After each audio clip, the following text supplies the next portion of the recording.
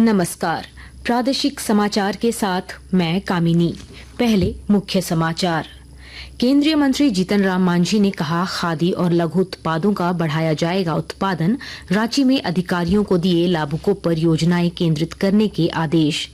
केंद्रीय स्वास्थ्य मंत्रालय ने प्रत्यारोपण के लिए मानव अंगों को लाने और ले जाने से संबंधित जारी किए दिशा निर्देश। राज्य के पुलिस महानिदेशक अनुराग गुप्ता ने सभी पुलिस अधीक्षकों को सार्वजनिक स्थलों की सीसीटीवी से लगातार निगरानी कराने के दिए निर्देश। कहा, महिला सुरक्षा को दें सर्वोच्च प्राथमिकता। और भारत और श्रीलंका के बीच 3 एकदिवसीय क्रिकेट मैचों की श्रृंखला का दूसरा मुकाबला आज कोलंबो में दोपहर 2:30 बजे से खेला जाएगा। और अब समाचार विस्तार से। केंद्रीय सूक्ष्म लघु और मध्यम उद्यम मंत्री जीतन राम मांझी ने कहा है कि देश में खादी और लघु उत्पादों की बिक्री को गति दी जाएगी। इसके अलावा इसका उत्पादन भी बढ़ाया जाएगा। श्री मांझी ने कल रांची के अशोकनगर स्थित राज्य कार्यालय में विभागीय अधिकारियों और कर्मचारियों के साथ एक महत्वपूर्ण समीक्षा बैठक की। इस दौरान उन्होंने सूक्ष्म लघु और मध्यम उद्यम के विकास और चुनौतियों पर चर्चा की। इस अवसर पर श्री मांझी ने खादी विकास की विभिन्न योजनाओं को अधिक से अधिक लाभुकों पर केंद्रित करने के निर्देश दिए। स्वास्थ्य मंत्रालय ने मानव अंगों को प्रत्यारोपण के लिए सही समय पर अस्पताल पहुंचाने के प्रयोजन से मानक संचालन प्रक्रिया जारी की है। स्वास्थ्य सचिव अपूर्व चंद्रा ने बताया कि इससे गुणवत्तापूर्ण तरीके से अंग प्रत्यारोपण हो सकेगा। उन्होंने कहा कि अंगों को सही समय पर अस्पताल पहुंचाने से प्रत्यारोपण की प्रतीक्षा कर रहे असंख्य मरीजों की जिंदगी बचाई जा सकती है। प्रत्यारोपण के लिए अंगों को एक अस्पताल से दूसरे अस्पताल ले जाने में कई बार बहुत समय लगता है। नई मानक संचालन प्रक्रिया के अनुसार प्रत्यारोपण के लिए अंग ले जा रहे एयरलाइन को एयर ट्रैफिक कंट्रोल से जल्दी उड़ान भरने की अनुमति मिल सकती है और अंग ले जा रहे व्यक्ति को अगली पंक्ति में सीट दी जा सकती है। इसी तरह सड़क, रेल और जहाज के जरिए भी अंगों को ले जाने के मानदंड निर्धारित किए गए हैं। स्वास्थ्य मंत्रालय ने यह मानक संचालन प्रक्रिया नीति आयोग और प्रत्यारोपण विशेषज्ञों के परामर्श से तैयार की है। कृषि अर्थशास्त्रियों के 32वें अंतर्राष्ट्रीय सम्मेलन में विदेशी प्रतिनिधियों ने भारत की कृषि क्षमता और समग्र विकास की सराहना की। प्रधानमंत्री मोदी ने 6 दिन के इस सम्मेलन का कल नई दिल्ली में उद्घाटन किया। इसमें 75 देशों के प्रतिनिधि भाग ले रहे हैं। बांग्लादेश की प्रतिनिधि हासमिन ने वैश्विक कृषि परिदृश्य में भारत की स्थिति की सराहना करते हुए कहा कि भारत कई कृषि वस्तुओं का अग्रणी उत्पादक रहा है। केन्या के प्रतिनिधि डोडो मकवाल ने कहा है कि भारत कृषि क्षेत्र में तेजी से विकास कर रहा है और यहाँ किया जा रहा शोध सराहनीय है। जापान की प्रतिनिधि सोबरन ने विभिन्न प्रकार के कृषि उत्पादों और उनके निर्यात में भारत की क्षमता की प्रशंसा की। राज्य के पुलिस महानिदेशक अनुराग गुप्ता ने सभी पुलिस अधीक्षकों को सार्वजनिक स्थलों की सीसीटीवी से लगातार निगरानी करने के निर्देश दिए हैं। इसके अलावा उन्होंने महिला सुरक्षा को सर्वोच्च प्राथमिकता में रखने का आदेश दिया है। श्री गुप्ता ने आज बताया कि अपराध नियंत्रण के लिए थाना प्रभारियों को विशेष निर्देश दिए गए हैं। साथ ही यातायात नियमों के पालन और पुलिस गश्त को भी नियमित करने का आदेश दिया गया है। रांची में एक अधिवक्ता की हुई हत्या के मामले में पुलिस ने आज आरोपी को अनगढ़ा इलाके से गिरफ्तार कर लिया है। वरीय पुलिस अधीक्षक चंदन सिन्हा ने बताया कि पुलिस को देखते ही आरोपी ने फायरिंग कर दी, जिसके बाद जवाबी कार्रवाई में उसे भी गोली लगी है। इस दौरान उसका एक सहयोगी फायरिंग करते हुए भाग निकला। आकाशवाणी के ताजा तरीन समाचारों के लिए आप हमारी वेबसाइट newsonair.gov.in पर लॉग ऑन कर सकते हैं। ताजा समाचार X handle @AIR news alerts और Facebook page all India radio news पर भी उपलब्ध है। आप प्रादेशिक समाचार एकांश के X handle @AIR news _Ranchi और फेसबुक, इंस्टाग्राम पेज तथा YouTube channel AIR news Ranchi पर भी हमारे बुलेटिन सुन सकते हैं। प्रादेशिक समाचार आप आकाशवाणी रांची से सुन रहे हैं।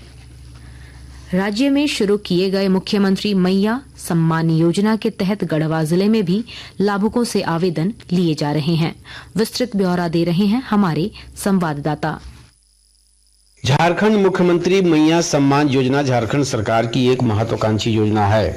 इसके तहत राज्य की सभी युवतियों महिलाओं को जिनकी उम्र 21 वर्ष से 50 वर्ष के बीच का है और राशन कार्ड, मतदाता पहचान पत्र व आधार कार्ड में नाम दर्ज है, साथ ही उनका बैंक खाता आधार कार्ड से जुड़ा हुआ है, उन्हें सरकार प्रति माह 1000 रुपए देगी। इसके लिए कल 3 अगस्त से जिले के सभी पंचायत सचिवालयों में आवेदन लेना शुरू किया गया है। आवेदक महिला अपने आवेदन को पंचायत सचिवालयों में ऑनलाइन एंट्री करा सकती है। विनोद कुमार पाठक, आकाशवाणी समाचार, गढ़वा।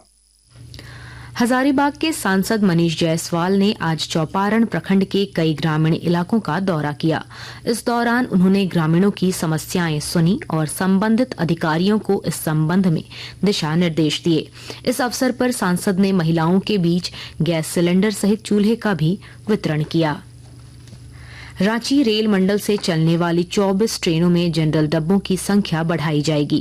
रेल मंत्रालय ने कहा है कि यात्रियों की भीड़ को देखते हुए इसे जल्द ही लागू किया जाएगा। जिन ट्रेनों में डब्बों की संख्या बढ़ेगी उनमें मालदा टाउन सूरत, हैदराबाद रक्सौल, हटिया LTT, हटिया बेंगलुरु, हटिया आनंद विहार, हटिया पुणे, हटिया हावड़ा और हटिया संबलपुर शामिल हैं। श्रम विभाग द्वारा 7 अगस्त को धनबाद स्थित अवर प्रादेशिक नियोजनालय परिसर बरटाण में रोजगार मेले का आयोजन किया जाएगा। इसमें स्थानीय स्तर पर विभिन्न कंपनियों और संस्थानों में 2250 पदों के लिए बेरोजगार युवक युवतियां आवेदन कर सकते हैं। सुबह 10 बजे से शाम 4 बजे तक चलने वाले इस मेले में अभ्यर्थियों को बायोडाटा की 2 प्रति लेकर आना आवश्यक है। जिला नियोजन पदाधिकारी आनंद कुमार ने बताया कि रोजगार मेला में भाग लेने के लिए इच्छुक आवेदक का राज्य के किसी भी नियोजनालय में निबंधन होना जरूरी है। सिमडेगा जिले से पुलिस ने 8 अंतर्राज्यीय मवेशी तस्करों को गिरफ्तार किया है। पुलिस उपाधीक्षक पवन कुमार ने आज बताया कि गिरफ्तार तस्करों के पास से मवेशी लदे 4 पहिया को जब्त किया गया है। राज्य के अधिकतर हिस्सों में हो रही भारी बारिश से सामान्य जनजीवन प्रभावित हुआ है। इस दौरान हुए विभिन्न हादसों में अब तक 5 लोगों की मौत हो चुकी है। वहीं बोकारो के गोमिया में एक पुल के बह जाने से आवागमन बंद हो गया है। मौसम विभाग ने आज गढ़वा, पलामू और चतरा में भारी बारिश को लेकर चेतावनी जारी की है। रांची स्थित मौसम केंद्र के निदेशक अभिषेक आनंद ने बताया कि इस दौरान गर्जन और वज्रपात की भी आशंका है। वहीं पिछले 3 दिनों में सबसे अधिक बारिश रामगढ़, मांडू और कांके में दर्ज की गई है। भारत और श्रीलंका के बीच 3 एक दिवसीय क्रिकेट मैचों की श्रृंखला का दूसरा मुकाबला आज कोलंबो में होगा। यह मैच दोपहर 2:30 बजे से खेला जाएगा। श्रृंखला का पहला मैच बराबरी पर रहा।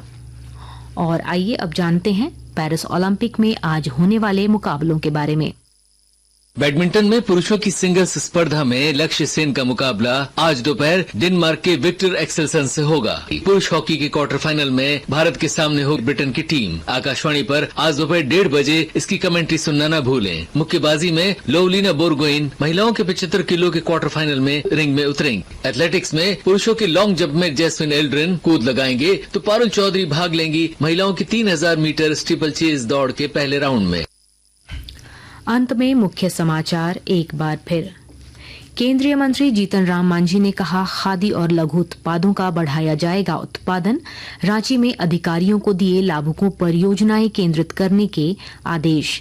केंद्रीय स्वास्थ्य मंत्रालय ने प्रत्यारोपण के लिए मानव अंगों को लाने और ले जाने से संबंधित जारी किए दिशा निर्देश। राज्य के पुलिस महानिदेशक अनुराग गुप्ता ने सभी पुलिस अधीक्षकों को सार्वजनिक स्थलों की CCTV से लगातार निगरानी कराने के दिए निर्देश। कहा, महिला सुरक्षा को दें सर्वोच्च प्राथमिकता। और भारत और श्रीलंका के बीच 3 एक दिवसीय क्रिकेट मैचों की श्रृंखला का दूसरा मुकाबला आज कोलंबो में दोपहर 2:30 बजे से खेला जाएगा। इसके साथ ही आकाशवाणी रांची से प्रादेशिक समाचार का ये बुलेटिन समाप्त हुआ। नमस्कार।